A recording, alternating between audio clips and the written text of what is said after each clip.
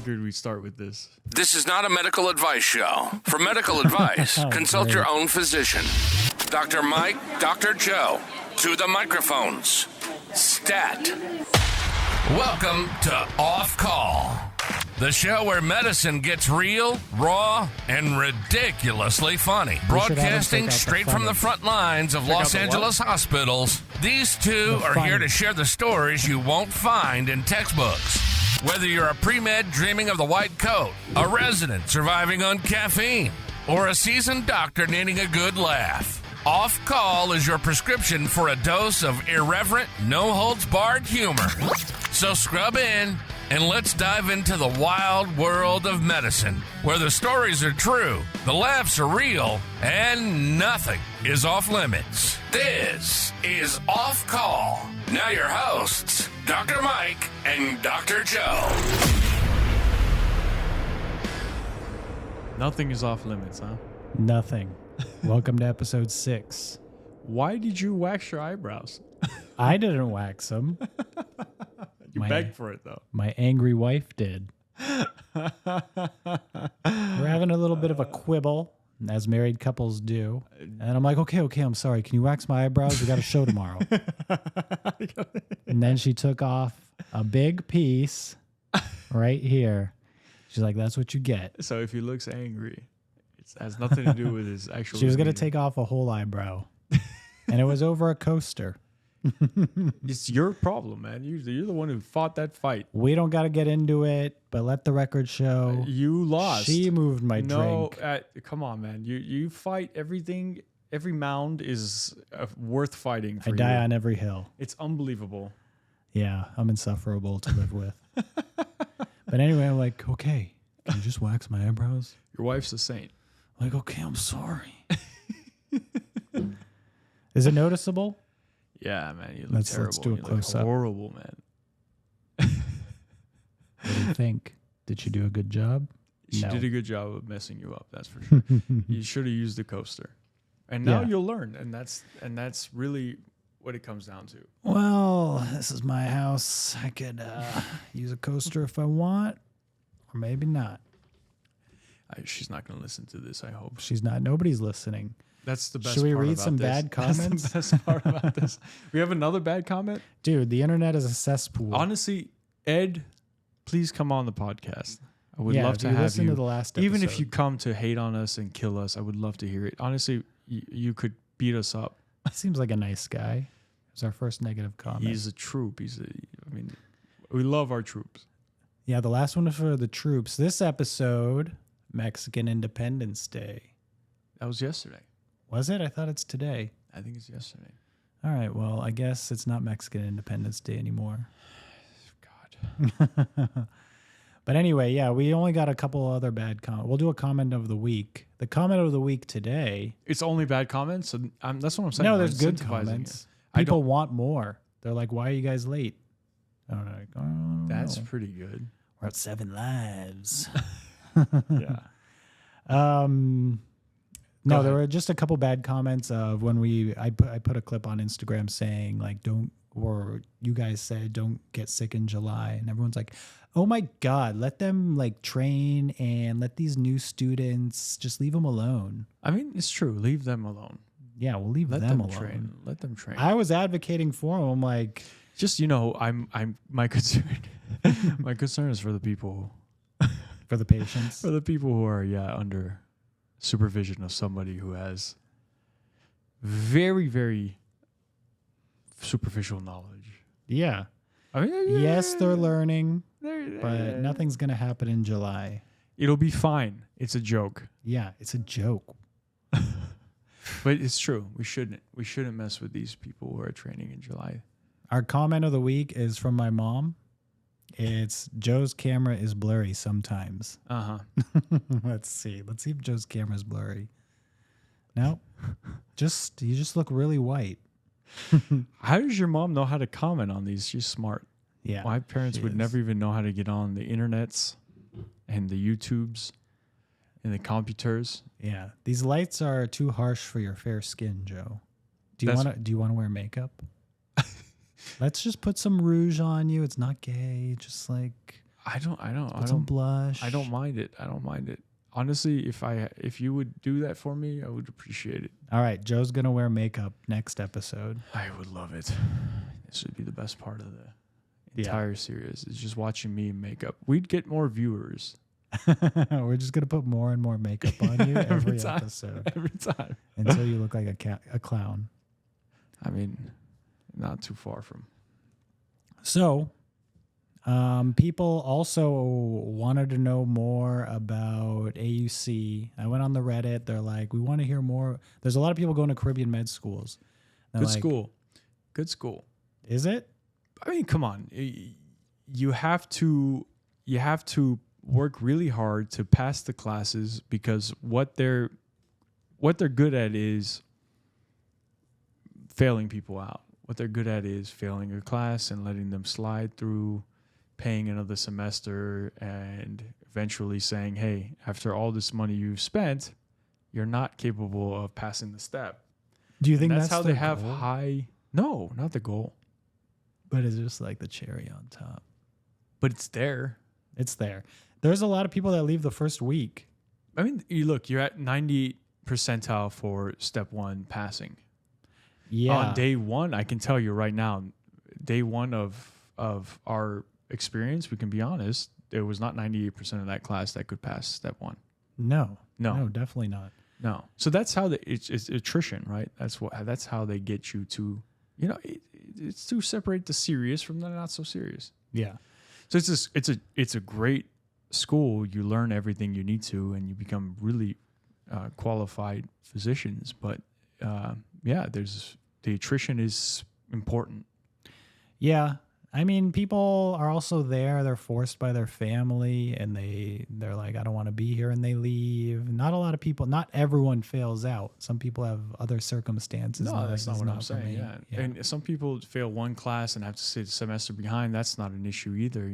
It's tougher financially, but it's not necessarily a grave mark on their resume or salary or career. Yeah, just try to pass everything. You'll do fine. You're on the island for 20 months. Is it 20 months? Dude, it's a good time every single month. Yeah, it's the a best. good time every single month. Best time of my life. You study hard. You get great gratification from, passing, and you have great gratification afterwards with everybody at the same time having their free time. Yeah. I mean, come on. I mean, a class of 100 people all having the Saturday and Sunday off. Yeah. It's awesome. And young people, beautiful people. You're on the beach. Not like us. Don't look at us and say like this is typical. We used to be good looking. Now we got married and had kids. That's what we say. Yeah. That's what everybody who's not good looking says. I used to be good looking. Yeah. We used to be cool too. We used to be cool too. I used to be an astronaut. Really? No. But honestly, as long as we're saying things, I want to throw that in.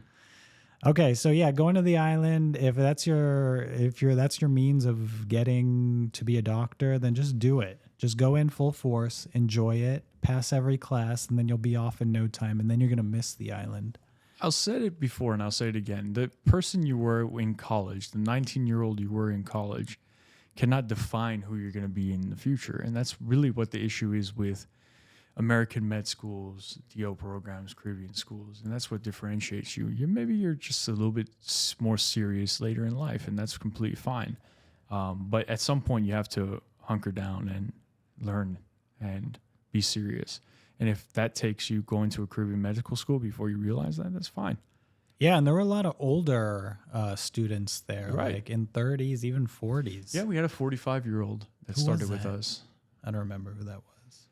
I remember, but I won't say. What was her first name? John. Well, John, if you're out there, we'd love to have you. We'd love to have you on there. We're begging for people. Do you people. regret your decision? And then you go to clinical rotations in the United States, and it's awesome. I was in New York. Joe was kind of in New York. I was in New York. And then Bakersfield. And that's also awesome. So how you succeed in your clinicals is basically don't be a dick. Just go in every day on time, wanting to learn, be nice to the residents, and then you'll Be do present. fine. Be Be present. present, ask questions, take on patients. Just you're there. You have nothing to do other than medicine in that time of your life. That's right. That's right. And honestly, the people who do the worst are the ones who want to get out early. Yeah.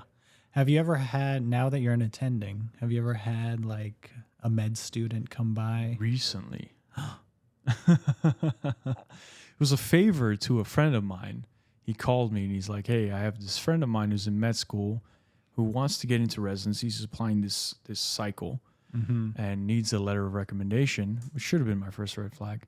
You've gone through this many years, you don't have the appropriate number of letter of recommendation. Why don't you take him, shadow him, and write him a letter? I said, okay, as a favor to you. And honestly, I didn't expect anything but a motivated medical student to appear.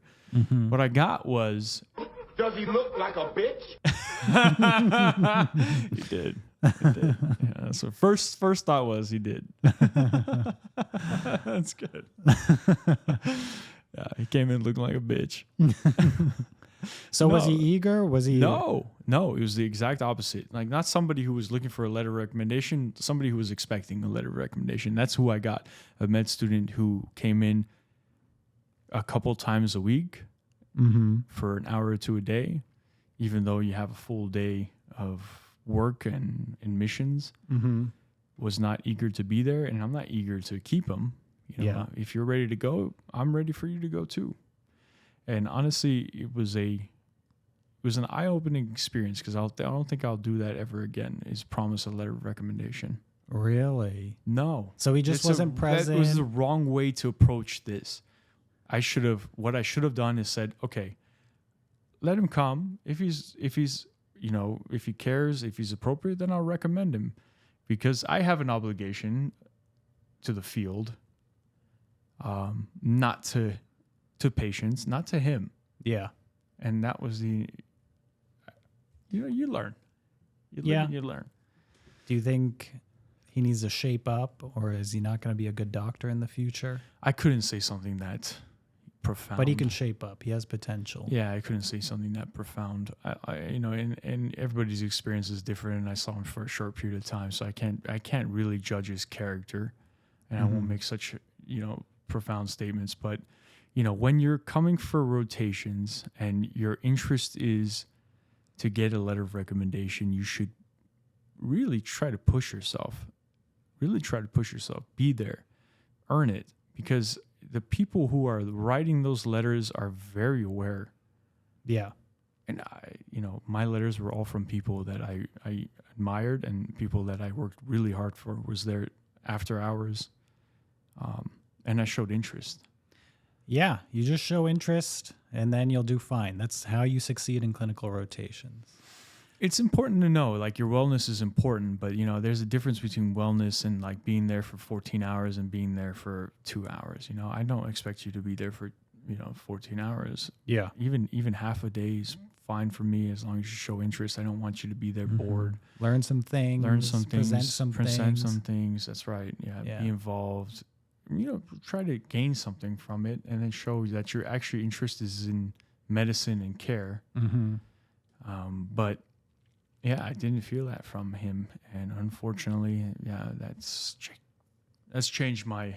So you wrote him the letter. Well, I have residents, I have medical students that rotate under me, and unfortunately, because I promised it in the beginning, I was not going to take that back. I wrote him a letter, and I'm not going to write a letter unless I'm positive, and there's some qualities that I like about him, and he's a smart kid. Yeah, he's got good scores, so I touched on that, but otherwise I was not going to lie either. Yeah, for me, I'm kind of the same. If they do the bare minimum and they show up, do everything, I'll write them a good letter, because I know not eager to leave. That's really that was really my problem with him, is he was very eager to leave from a very early time. Yeah, that's not cool. The expectation was a letter of recommendation without, the interest. And fine.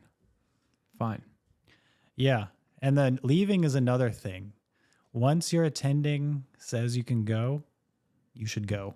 Right. You should say, hey, is there anything else? Do you want me to read up on anything? Blah, blah, blah. I wouldn't even necessarily say that, because that's even more than you are expected to do. When they say you're okay to go, just go. Yeah. I think before that, you shouldn't be so eager. Yeah.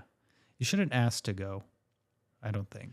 Not every day. Yeah, not every day. No. Like, Every well, so often, yes. It's about Because that time. we do forget to like let you go. Yeah, we do. will like sit there, and I've had residents that are like that, where it's just still there at 5 o'clock, and I'm like, oh, come on, you guys can go. I forgot to let you go an hour and a half ago, just because I was just busy. But yeah, and that's fine. But if you've been there every day, you've never asked to go, and there's nothing going on, and you want to ask to go, I don't think that's an issue. Yeah. But if you're there every day asking to go, That's making not up a cool. different excuse every day, we know you don't have a dentist Tuesday, Thursday, Friday. Yeah, your grandma didn't die. Tuesday, For the Thursday, third Friday. time, Yeah. Yeah. And we know when you're sick or not. That's another thing. People call in sick, and we know when Yeah. you're sick or not. You didn't just gain a severe flu-like symptoms overnight, and then come back the next day perfectly fine. Yeah. You can't come Monday, miss Tuesday, come back Wednesday looking just like you did on Monday. You didn't have the flu. Yeah, you did not have the flu. No.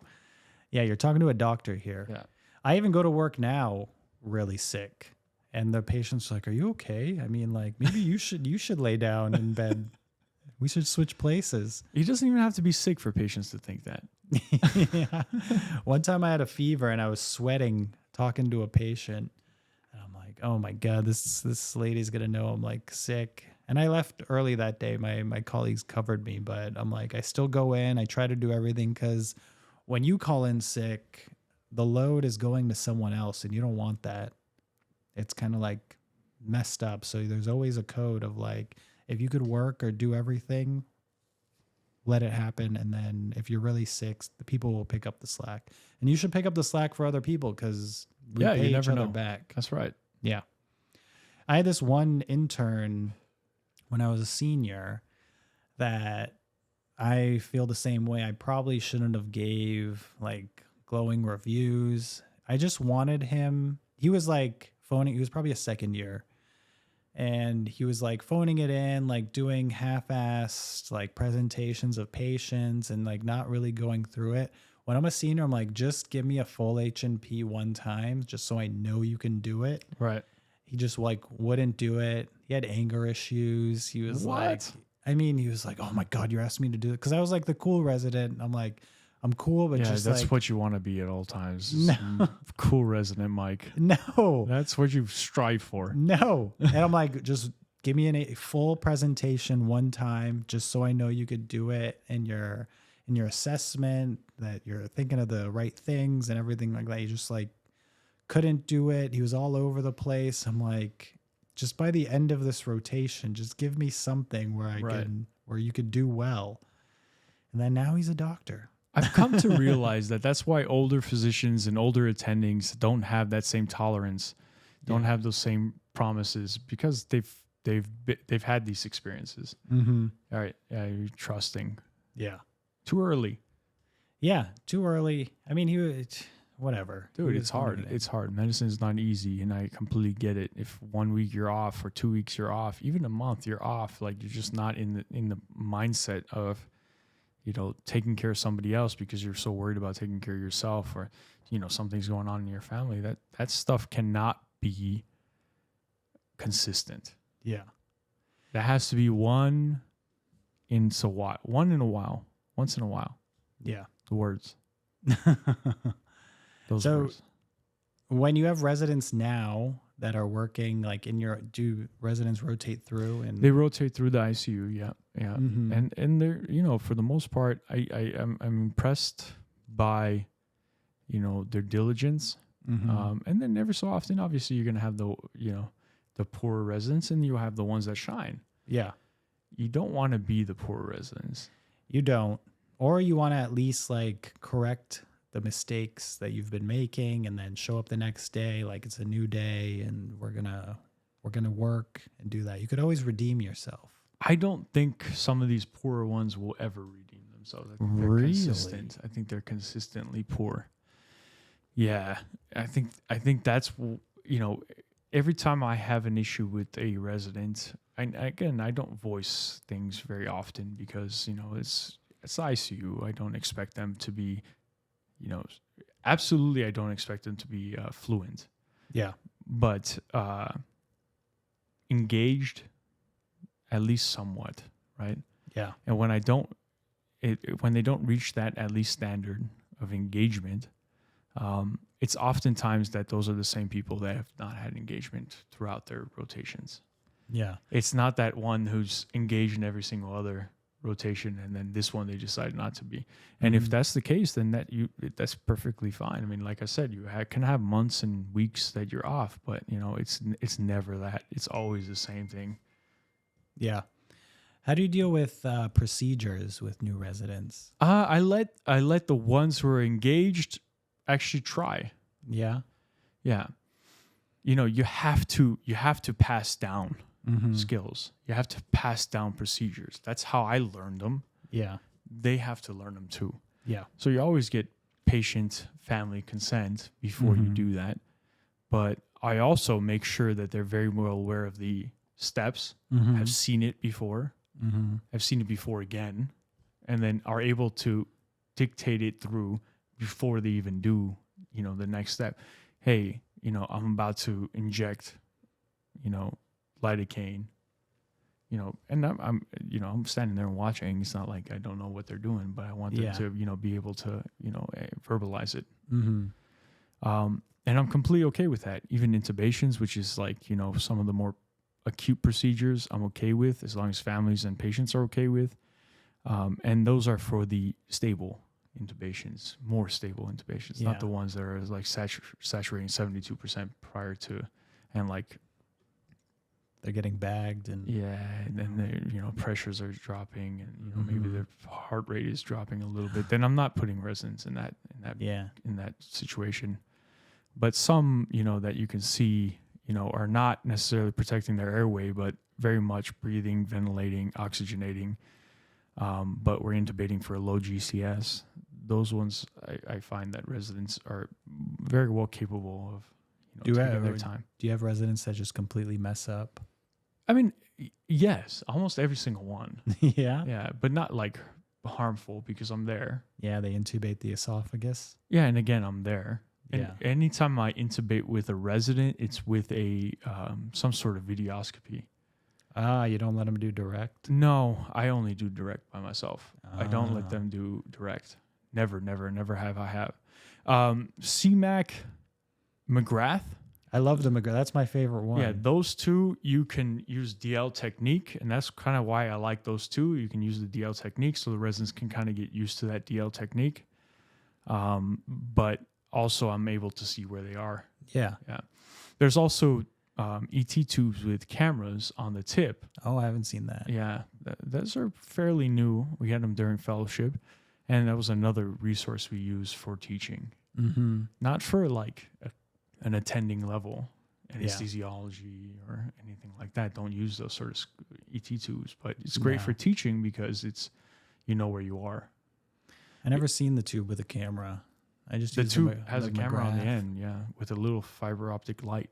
Really? Yeah. You get really beautiful picture of where they are, where they're going. Yeah. And And gladoscope is just too easy.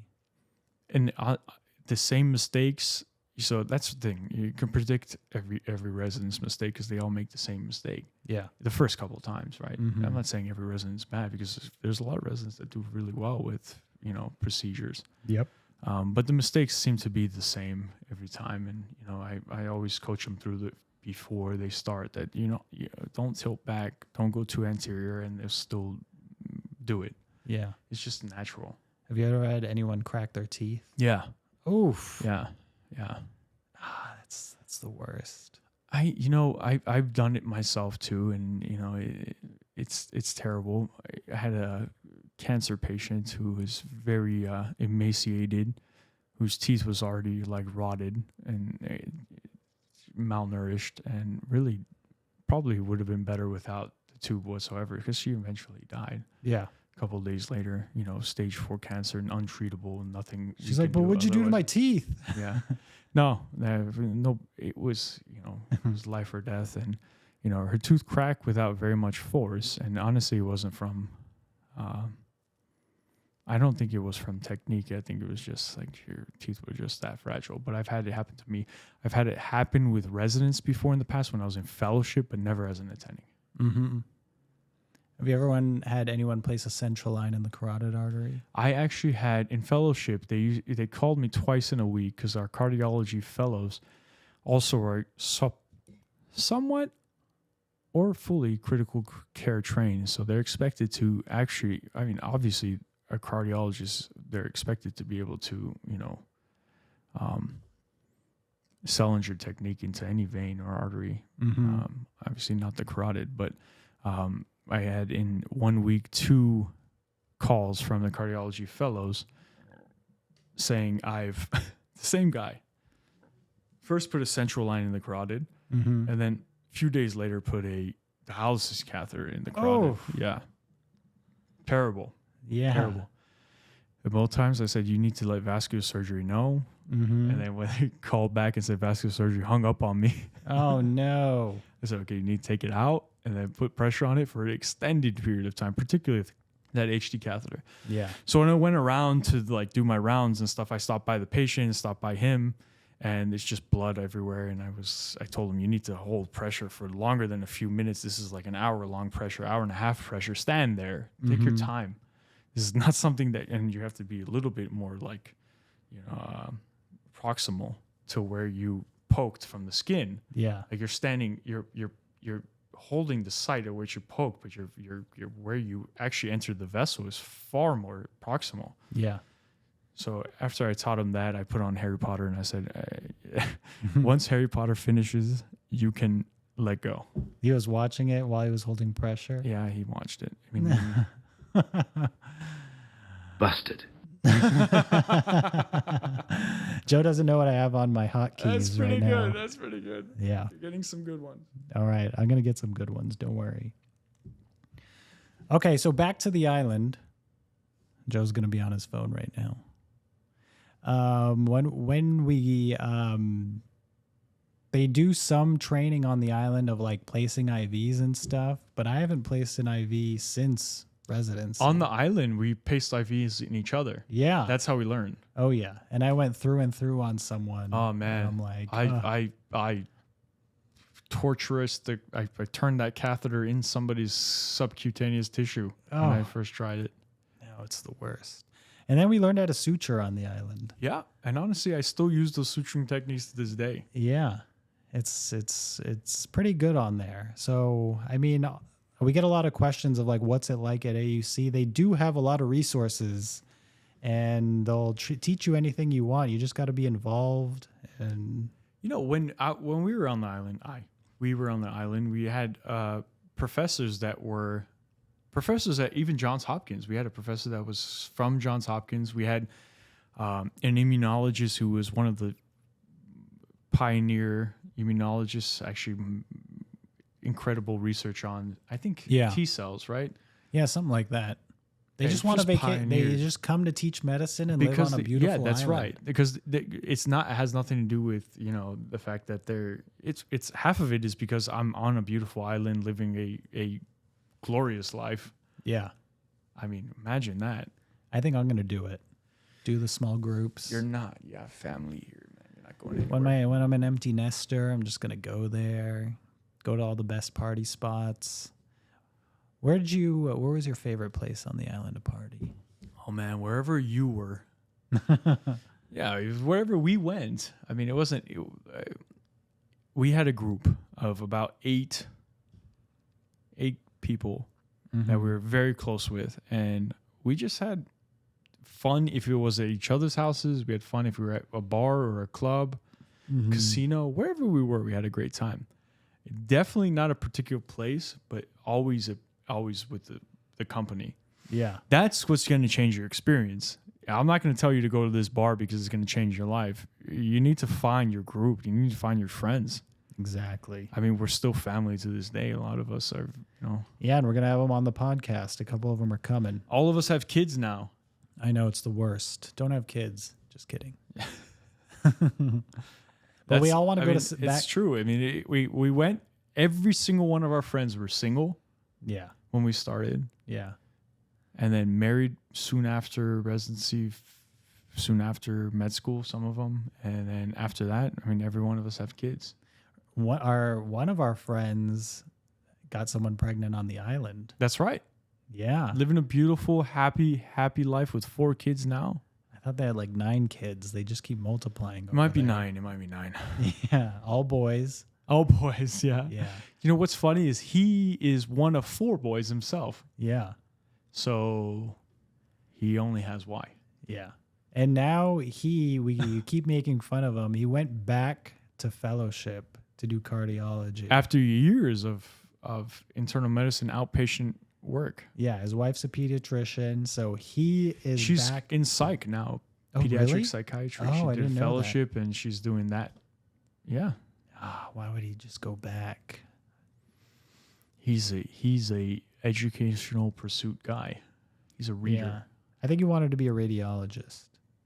He's the one that failed step 2 CS, the one where he had to go in person. Yes. And he's like a normal, like, Born in America. he knows English. South. It's so hard to fail. Yeah. I don't think they have this test anymore. Because everything they told us about CS was like, all you need to do is speak English. So and you what can pass. CS is here's your CS day.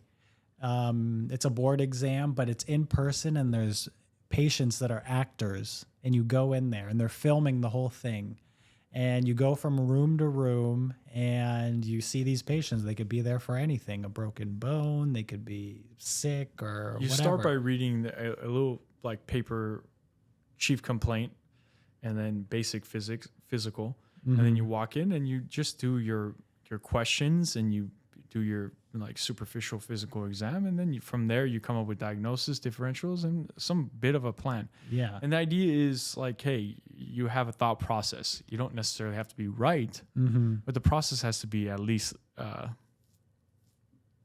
I don't know, Coherent? Coherent? Yeah, just anything. something that's within the realm. Yeah. Yeah, I don't know how you can fail that. Everyone passes except him. And I want to see the tape of why he failed, because it's so easy to pass. We'll It's bring him on. Yeah, there's like, you get points for going in and washing your hands or like sanitizing. Also, caveat to this, super smart guy. Yeah, Very smart guy. one very of our well. smartest friends. Yeah, one of our smartest friends. Very well versed in not just medicine, but just in like basic politics, social settings. I mean, he's just a genius when it comes to social settings. Yeah, I love him to death. Incredible how he could fail something like that. yeah. Maybe it's just how you go into it. He was probably like, "All right, what's All the right, yeah, problem? no What- problem. What is it?" Yeah, I'll take care of it. No problem. Yeah. And then some of these actors, they're angry or mean, or they try to throw you off your game. Yeah. But I had easy ones, and one lady. That's been your life, Mike. You've just had an easy life. Yeah, I've been coasting. No, one lady tried to get crazy with me. I like examined her. I think she came in for shoulder pain or something like that. And I'm like, all right, now I'm going to do the physical exam. And then I was on the wrong shoulder. Yeah. And she's like, that's not the shoulder that hurts. I'm like, oh, I'm just seeing what's normal first. Yes. And I'm like, I totally saved it. Nice 'Cause I save. was examining the Because wrong you should shoulder. also check the other shoulder too. Yeah. And Look then at she's you. like, oh, okay. And then, yeah, we passed. And it's a whole day. And like, there's like 5 sites around the country. Well, I guess this is moot. My 'cause- God, how nervous are those exams? My nerves are like on another level. Oh, test days, board Ugh, test days. Like ugh. you're studying so much, and then You you're spend so amped much up. of your life, so many hours, so many. Yeah. I can't come. I can't do that. I Yeah. can't do anything for months at a time. Yeah, MCAT was probably the hardest exam, but once you're out of there, that's the test to get into medical school, and then there's 3 tests while you're in med school. Well, which now is- step 1 is pass, no pass. Back in our day, it was scored. yeah, that's crazy because that was a very hard exam. And that was really what differentiated our med students. And that's what they used to say, hey, you're a candidate for this residency or not. Step 1 exam, not so much step 2. But now it's based off step 2, right? Yeah. Step 2, you have a score, I believe. Yeah, you still do now. Yeah. I don't know if it's the same scoring. But I remember test days, my dad would make me breakfast. Your nerves are going crazy, like everything's hinging on this test. And you go into these testing centers and you just sit there for hours and hours, and you take your own breaks and you bring snacks, and it's just a horrible day. And you get out of there, you're drained from taking this exam. Oh man, I was drained before I even started.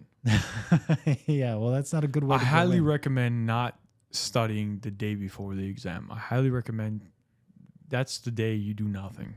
That was my technique that I figured out in med school. I would stop studying at 6 p.m. the night before the exam and watch a movie Yeah. to get my mind off things. That's And right. that helped me so much. Yeah. And my roommates were studying so hard, and they're like, "How are you doing that?" I'm like, "I just need to get my mind off it." That's right. And if I'm going to study for 5 more hours and maybe get one more question right, The material is too much for that extra 2 hours to make a difference on your score, but your mindset can. yeah. Yeah.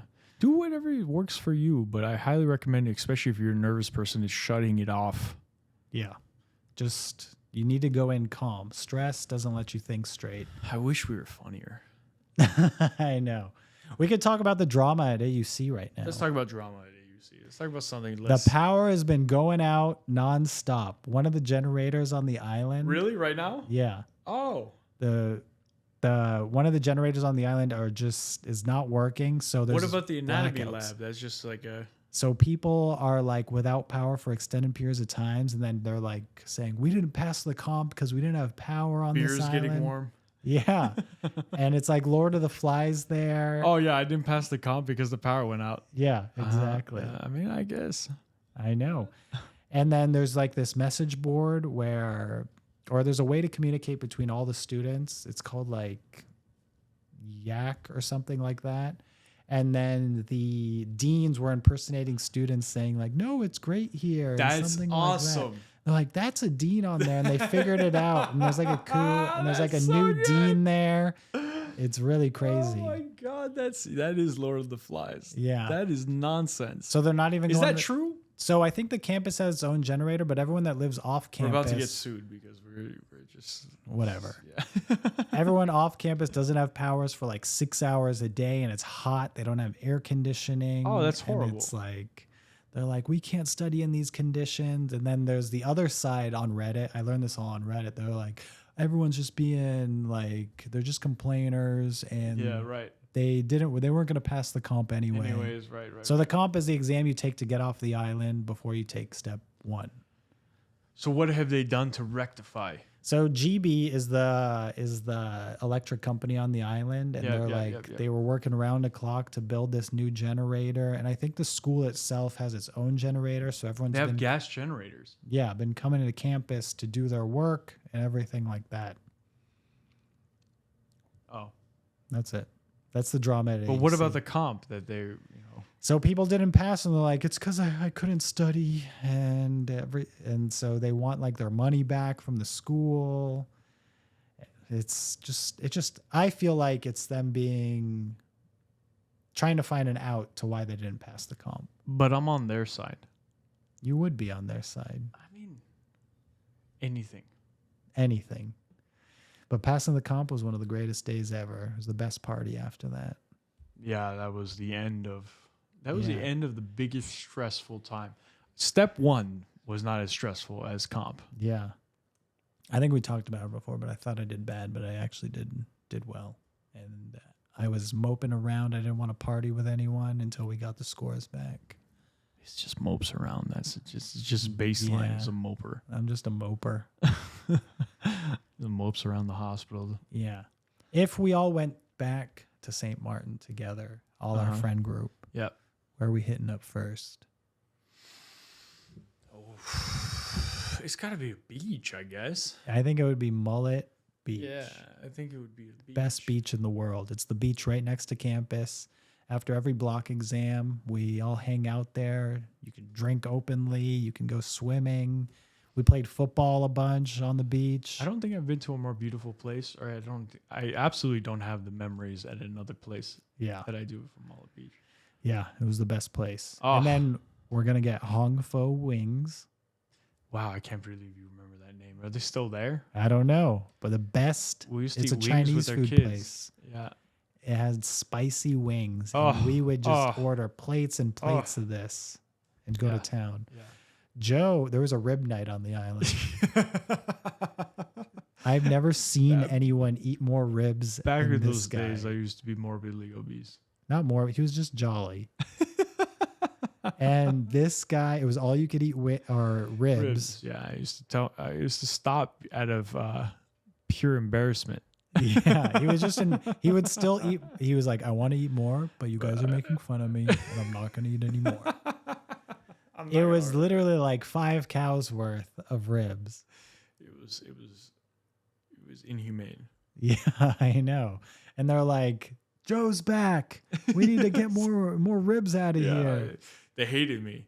Yeah. They hated me. They knew me. Like this guy's He used to play Jimmy Buffett the entire time. Yeah, I was at a It was a random Jimmy hotel. Buffett concert that was just playing like looped.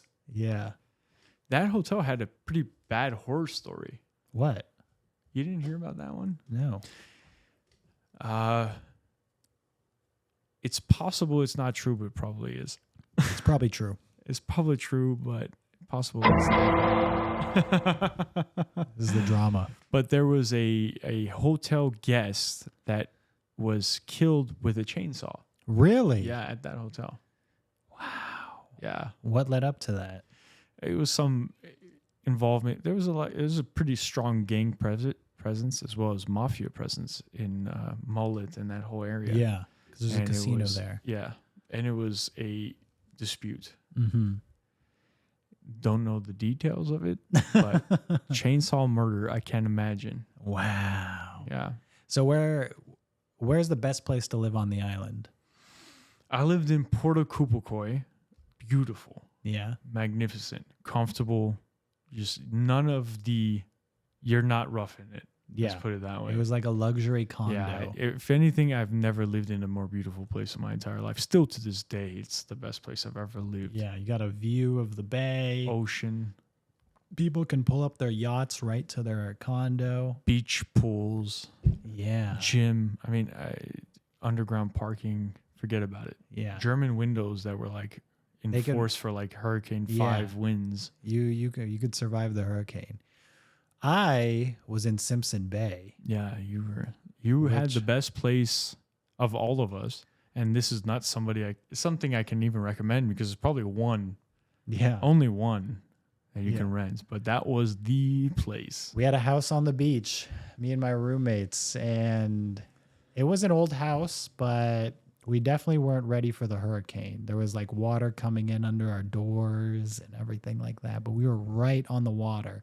But Right. every other day was the most beautiful Most day. beautiful thing. You open your door, Forget about it. You have survived the hurricane with water coming out of the door, but every other day was like the best place in the entire island to live. Yeah. I mean, on the ocean, on the ocean, on the beach. Nowhere else in the world like that.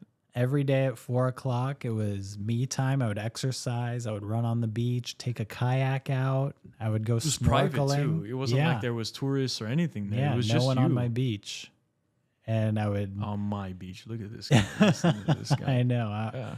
And I became friends with the gangs in Simpson Bay. Yeah. There was a car wash down the street. Shout out to the twins.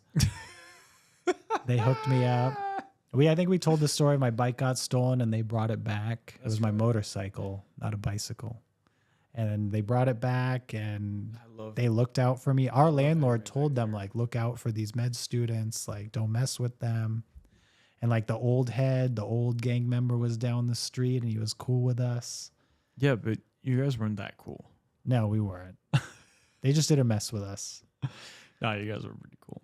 But I would take my kayak out so far and like explore the coast of the island. And there was like this little tiny island, probably like 100 yards. And I would like try to go through these little canals of it. I'm like, looking back, that was so dangerous because sometimes it would be big waves and I could have got beached and like thrown on this island. I would have laughed. Yeah, I know. You guys would have laughed. Like, Mike's gone. He got really hurt. He got beached on an island. Yeah. It would have been the funniest thing. Yeah. All right. Do you want to roast a personal statement? Do we have time? How far are we in? We're 45 minutes. Okay. Do you want to do it or no? Let's do it. Okay, let's do it.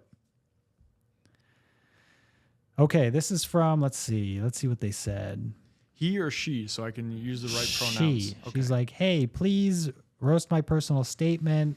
I love to hear your guys' feedback. I'm applying this cycle. I don't know where I'm going with this. Let's see. Let's see if we know where you're going with this. Let's see.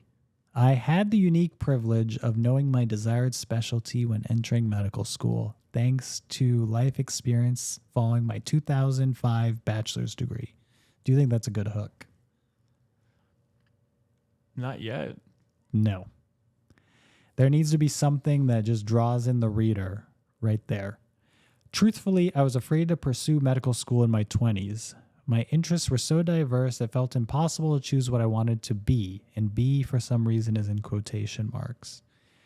And committing a huge personal investment to a field I may not love seemed too daunting. Instead, I endeavored to work in all fields that intrigued me, and my various jobs brought me indelible experiences: veterinary technician, diner, cardiovascular valve researcher, crime scene investigator. These jobs taught me the importance of empathy, conscientiousness, attention to detail, and the most important quality of all, passion. That's the first paragraph. Nope.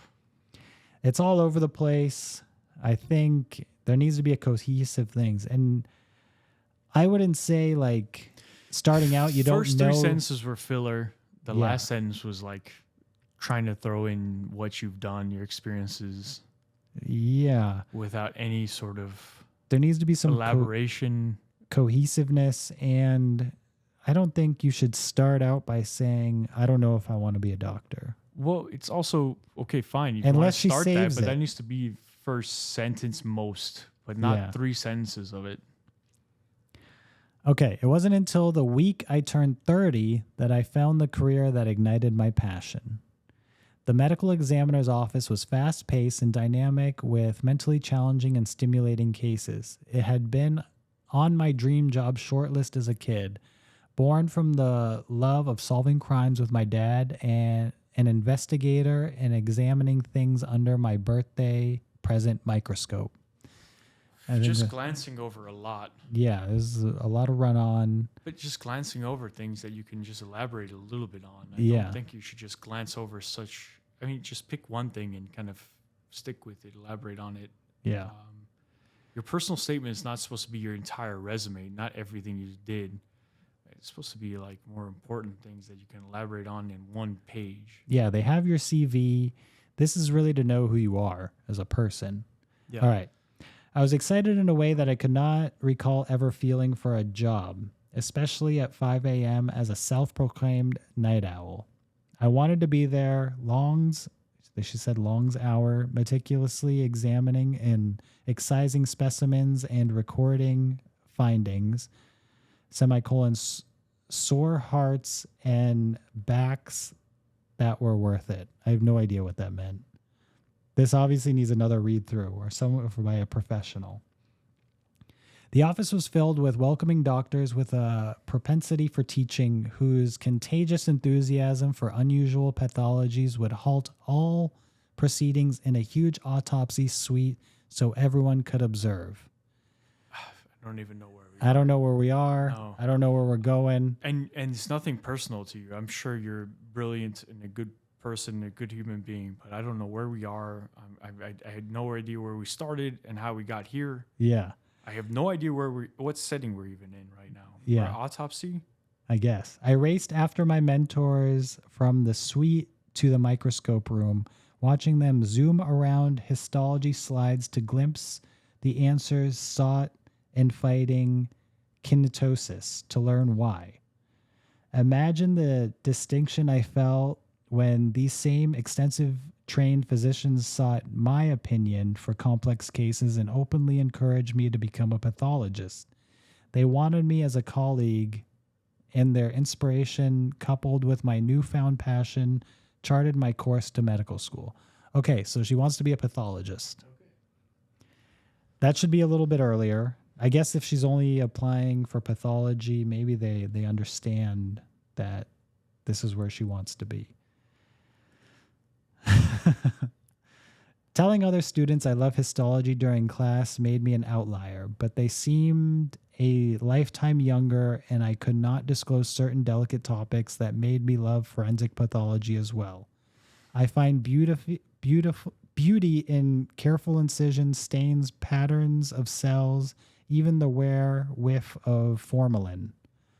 The histology reinforces my fascination with all beautiful things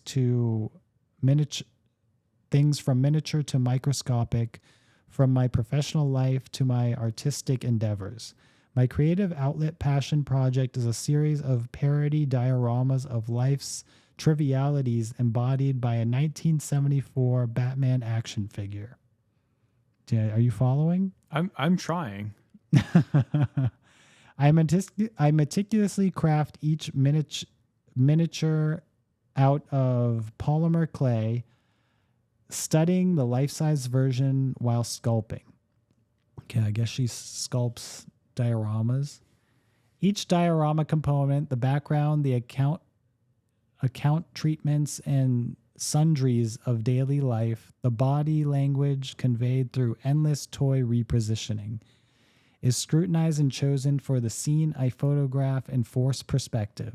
Crafting these scenes has given me a conscientiousness for intricate attributes and joy in recognizing their conveyance of meaning in the final piece. My love for the meticulous in art started with photography and now vintage 110 film camera. But I learned the technical skills needed to express myself artistically during my time as a crime scene investigator. So this is all over the place. I think she should start out with the diorama stuff at the beginning. That first paragraph needs to go because I don't even know what that has to do with the rest of this. So that can be the hook and be like, okay, this person has a passion for dioramas, blah, blah, blah. How is she going to tie this in to pathology? So take out so many adjectives, adjectives. Everyone thinks you need to be like eloquent, and it just needs to be easy to read. You want the reader to be able to understand that you're being eloquent, or the precision of building a whatever figure. Yeah, you don't need to use those adjectives so often. Yeah, because it's difficult. You're gonna get someone reading this that has a million things to read, and they're delayed. They're at lunch or something like that. They want to get to the point, know who you are. Yeah, tell me what you're doing. Tell me what you're saying. Yeah. I don't need to know what you felt and what you learned. Crime scenes can become overwhelming very quickly. Aside from being starkly confronted with mortality and the depths of wickedness in your day-to-day, there are myriad unconsidered steps to collecting a lot of evidence. It's essential to strategize and remain organized because you must document all activities and findings and notes, consider legal documents in the face of hundreds of items of evidence. That just needs a revamping. That everything that you just said could be said in like a few words. Yeah. Photographic documentation, marking evidence, dusting and lifting fingerprints, swabbing for DNA, exhaustion breaks, even drawing had to be coordinated and run by the lead on the scene. It doesn't sound as daunting as you think it sounds. Yeah. It's immense pressure holding that weight, knowing that your job performance decides fates of many others, like a ripple effect from your responsibility to diligence outward. My work held other lives in my hands, my observations and my reasoning. This job nurtured the uncommon, fastidious observer in me while cultivating the relevance and empathy I hold for all the lives my work touches. I think she's probably, and again, nothing personal, I think she's probably a very smart person. I think she's just having a hard time putting it into something that's clear and concise. Too much, Too much all over the place. I've been preparing myself to become an excellent pathologist this entire... There's still more. Yeah, there's still more. And your personal statement should just be one page. The entire I don't know this word. Circuitous journey of my professional life. My passion for pathology is palpable to those around me. A buzz of excitement vibrating off of me while spinning urine down for microscopy during clinicals. It is reflected in my more macabre art that restores the unique beauty of broken Victorian figures by adding pathologic anatomy. It is in the earnestness that I try to recruit my medical school friends to the field, knowing it offers an amazing work-life balance and ability to blend the strings of fate with wits, diligence, care, and correct diagnosis. Pathology is why I'm here, and I humbly ask that you allow me the opportunity to reach beyond my limits for my passion's potential. A lot.